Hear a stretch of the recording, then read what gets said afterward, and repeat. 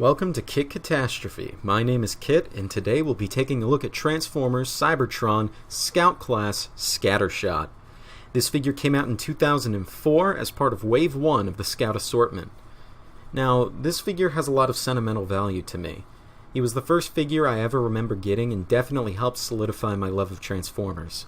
I still remember 5 going on 6-year-old me, getting him along with the Recon Minicon team for my birthday. Moving on, Scattershot transforms into a half-tracked anti-aircraft tank thing.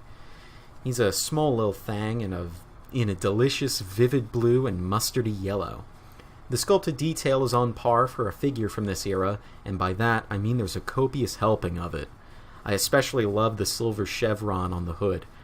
He has 2 real wheels in front and 2 tiny wheels within his treads to help him roll, but the axles on my copy are a little worse for wear.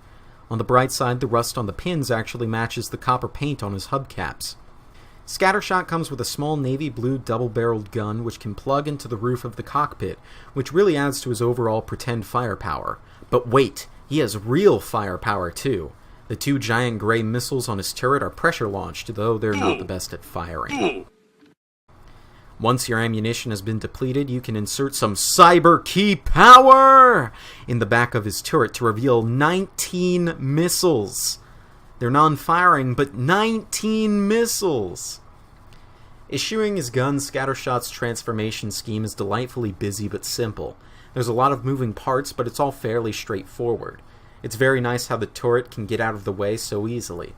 But my big gripe with the transformation scheme is how the torso does not lock in place.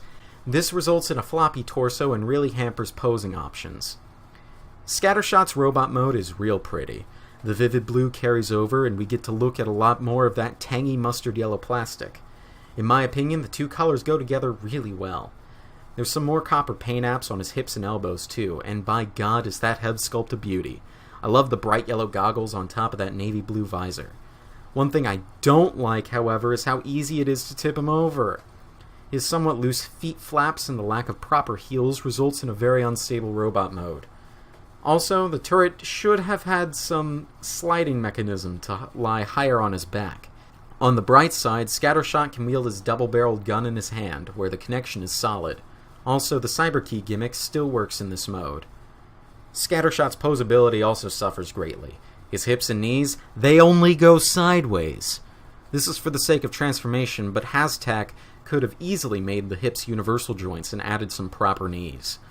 On the bright side, his head turns freely, and his arms are absolutely loaded with joints. Too bad on my copy, the hinge to move his right arm outwards is too tight to move out all the way, resulting in him not being able to assert dominance all the way. But the guns on his shoulders are on unhindered but quite tight ball joints, meaning he can still pull some dynamic poses.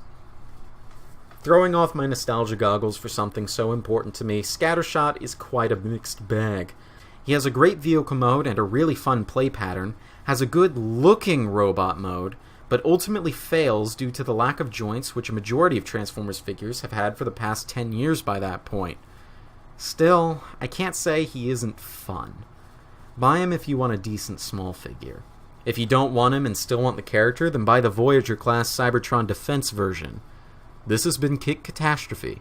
Now it's time for me to transform and roll out. Bye.